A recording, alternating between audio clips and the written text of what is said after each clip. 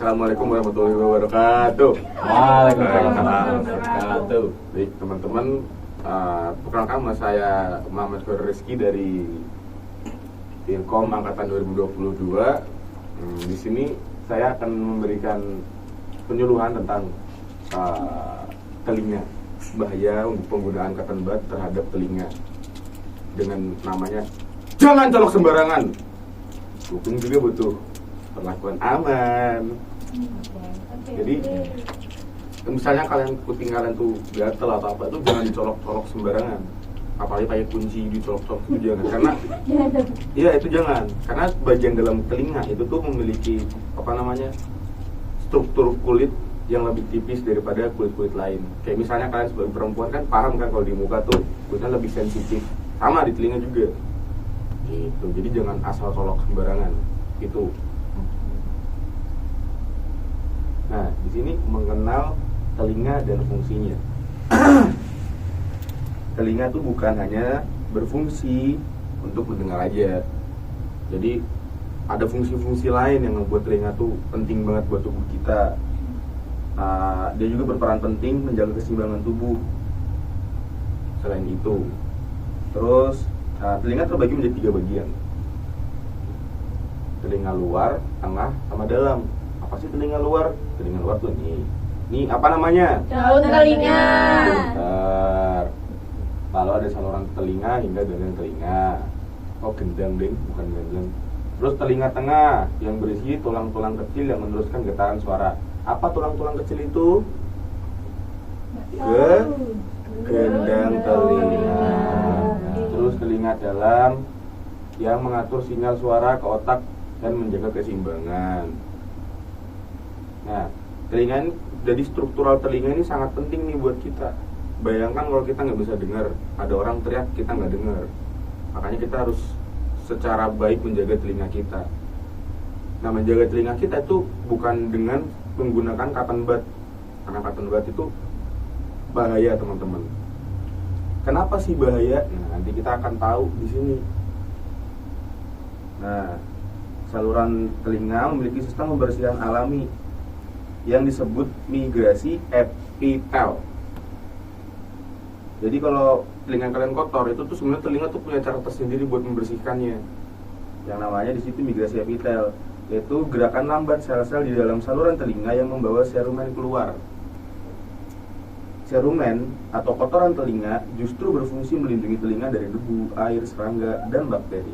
Jadi kalau misalnya kalian baru bangun tidur terus kalian gosok telinga gini kayak ada lendir-lendir, nah itu tuh sebenarnya serumen telinga melindungi telinga kalian sebenarnya.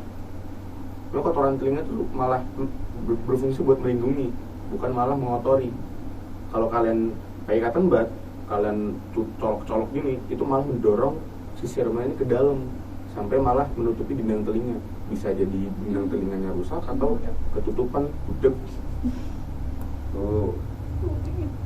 Terus serumen ini itu bersifat antibakteri dan anti jamur alami.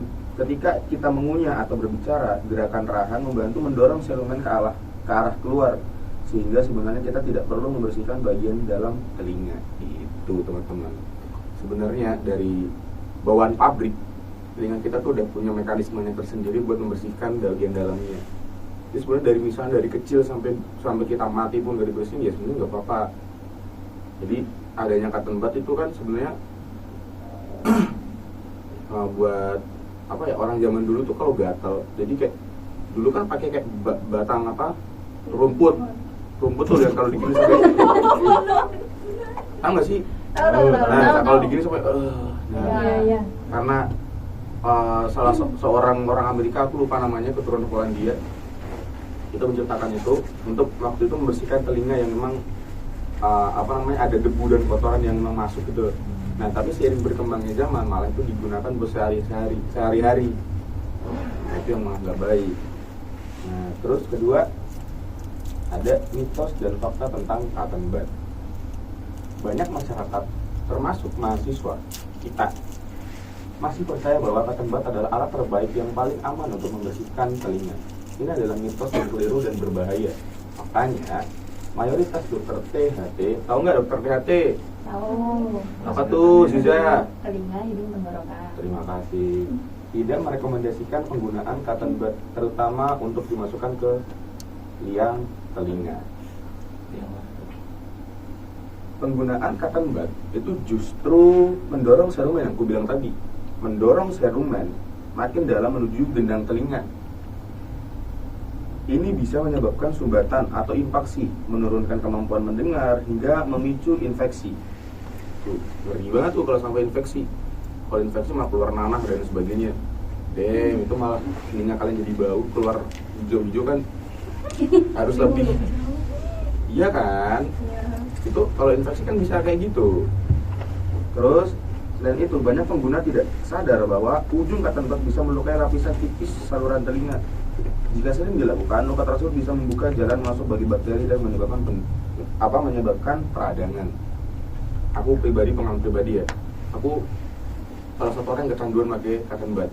Jadi kalau dalam seminggu itu nggak pakai cotton bud, itu kayak telinga tuh gatal banget. Aku kalau pakai cotton bud itu nggak dengan lembut, tapi kayak ngok. Sampai satu ketika sering kapas itu kesangkut di dalam. Karena kalau nggak digituin itu tuh gatel. Nah, kenapa kupingku bisa gatel? Karena aku sering bersihin kotoran telingaku. Yang sedangkan itu kan fungsinya buat anti jamur dan anti bakteri. Nah, karena aku sering bersihin malah timbul jamur di dalam saluran telinganya.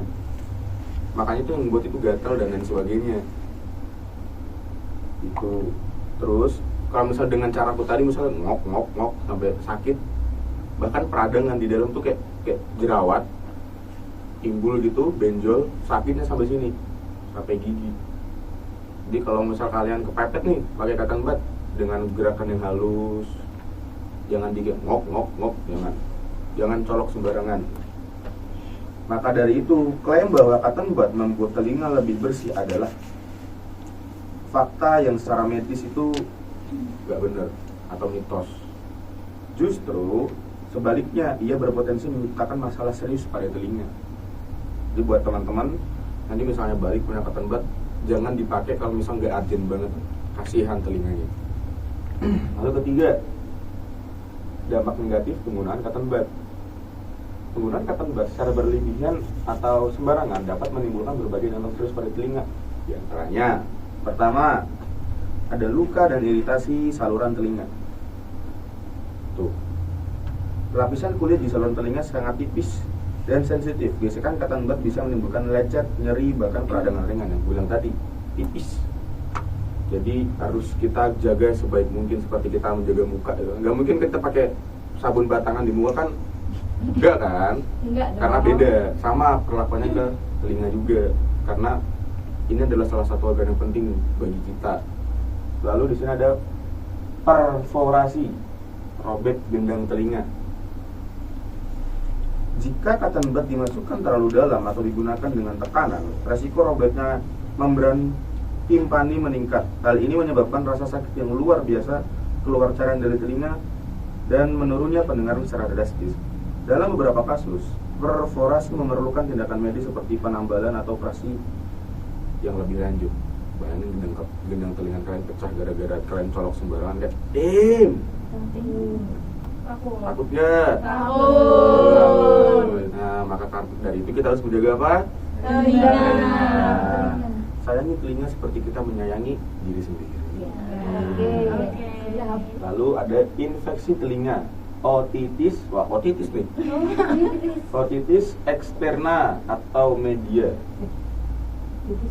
Nah,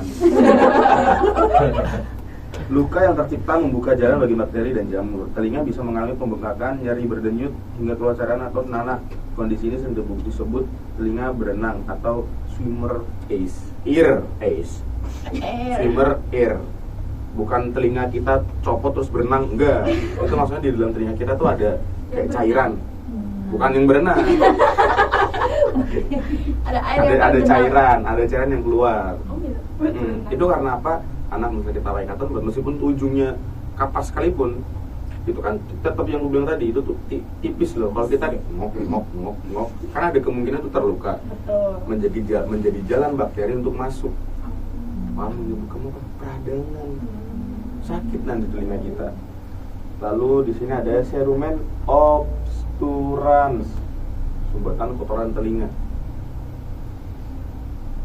Karena cotton bud mendorong kotoran ke dalam, ini menyebabkan cerumen menjadi padat dan keras di dekat gendang telinga, yang bisa memicu rasa penuh di telinga, kesulitan mendengar, dan kadang pusing.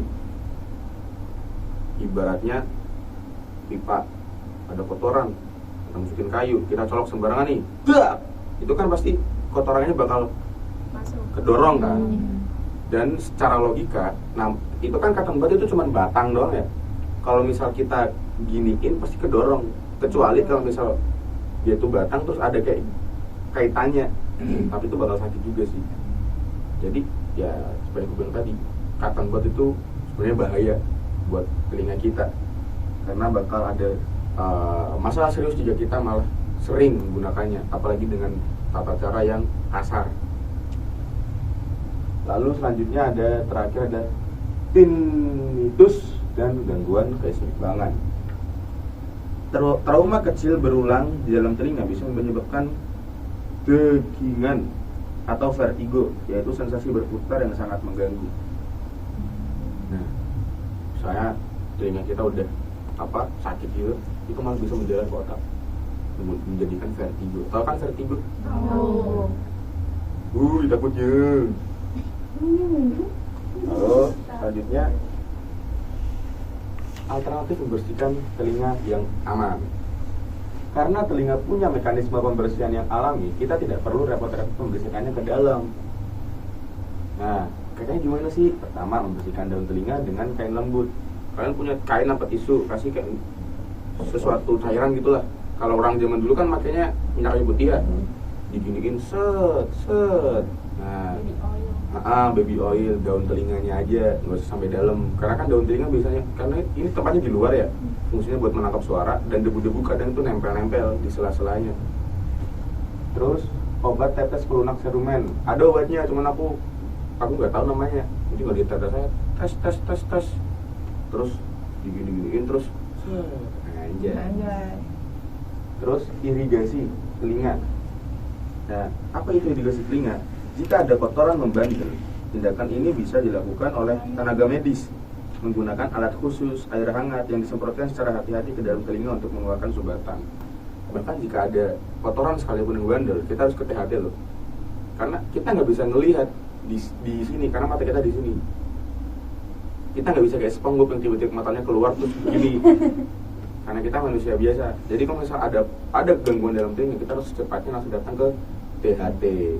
Itu terasa ada pemeriksaan rutin ke dokter THT.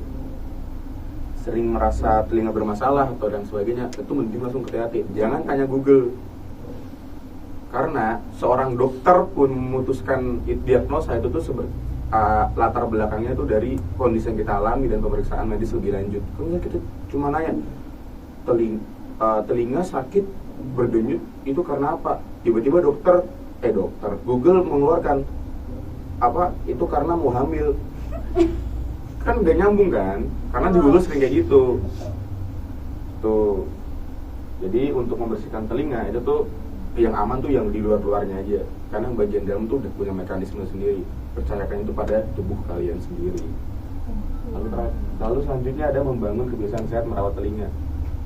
Kita mahasiswa dan sebagai kalangan intelektual berilmu dan calon pemimpin masa depan, kita seharusnya menjadi contoh dan dalam membangun kebiasaan hidup sehat, termasuk dalam hal sederhana seperti merawat telinga. Sebenarnya sederhana banget ya, tapi kita tuh harus aware, teman-teman. Karena aku yang gue bilang tadi, bayangkan kalian dari sini, kalian pakai cotton bud, amit-amitnya kecolok sampai dalam, gedang telinga pecah atau apa. Takutnya. Saya juga takut, makanya sekarang aku udah nggak pernah pakai cotton bud karena seberbahaya itu buat telingaku, karena aku sayang telingaku. Kalian juga harus sayang sama telinga kalian. Enggak dong. Nah, dengan menggunakan cotton bud, dengan berhenti menggunakan cotton bud secara sumber, dengan aku berhenti menggunakan cotton bud, kalian tuh udah selangkah lebih sayang kepada telinga kalian, karena cotton bud itu bukan obat yang menyembuhkan, tapi sebenarnya luka yang pelan-pelan. Aduh. Oke, langsung next. Ada yang mau tanya? Apa tuh? Kalau ngebersihin telinga pakai alat telinga berarti boleh nggak? Kan ada tuh alat telinga yang kayak dari stethoscope-nya itu, nah yang ada kayak itunya, tepungnya itu berarti boleh atau aman atau direkomendasikan atau tidak? Boleh, tapi dilakukan oleh orang yang punya kapabilitas dalam melakukan hal itu. Contohnya siapa? Dokter KHT. Misal nih, kamu minta tolong Ovin buat bersihin, sedangkan Ovin nggak punya kapabilitas di sana. Bukannya malah membantu mengurangi, malah menambahi. Karena kan secara yang aku bilang tadi, meskipun itu dalam bentuk stainless steel dan lain sebagainya, itu kan gerakannya mendorong ya, mencolok. Kalau misalnya mencolok itu otomatis akan mendorong. Kalau misalnya di THT kan biasanya tuh ada alat yang ada kayak kaitannya gitu loh. Jadi tinggal dimasukin, dicolek-colek. Pernah nggak sih kalian ada di TikTok gitu? Nah, itu contohnya. Kalau kayak gitu tuh sebenarnya bagus buat membersihkan, tapi jika dilakukan oleh orang yang punya kapabilitas dalam melakukannya. Gitu. Oke. Cukup menjawab. Cukup, terima kasih Kak. Ada yang mau tanya lagi? Apa Le? Iya Kak. Apa Le? Jadi dari penjelasan tadi kan cotton bud itu lebih ke negatifnya. Jadi tujuan diciptakan cotton bud itu apa? Apakah ketika kita menggunakan cotton bud tersebut termasuk menyalahgunakan alat? Oke. Jadi sebenarnya tujuannya adanya cotton bud itu untuk gini, biasanya kalian pernah nggak sih ada luka-luka yang di sela-sela? Nah, misalnya di bagian-bagian yang sulit dijamah, salah satunya di telinga, di dalam sini. Misalnya kalian telinganya luka nih, kalau masukin jari kan kebesaran, apalagi jempol kaki kebesaran. Nah, makanya dengan cotton bud itu kayak dikasih obat yang gini gitu. Sebenarnya penciptaan awal itu kurang lebih seperti itu, salah satu fungsinya, bukan untuk membersihkan telinga secara bergantung sama cotton bud untuk membersihkan telinga. Nah, itu sebuah kesalahan juga. Multifungsi ya Pak? Iya, sebenarnya itu multifungsi, bukan cuma membersihkan aja. Meskipun dari awal kata-kata itu cotton bud bisa membersihkan, tapi sebenarnya itu nggak membersihkan. Malah lebih cocok yang gue bilang tadi, dia itu sebenarnya gunanya buat naruh obat-obat oles di tempat-tempat yang sulit dijamah. Atau misal digigit gigi nih, kasih obat terus nguk gitu. Lebih aman kayak gitu cotton bud malah. Jadi lebih multifungsi sih. Gitu. Kalau cukup menjawab deh. Ada yang bertanya lagi? Apa tuh? Kan tadi dari Kak Desi bilang kalau Kak Desi sekarang sudah tidak menggunakan cotton bud ya, lebih menyayangi telinga sendiri.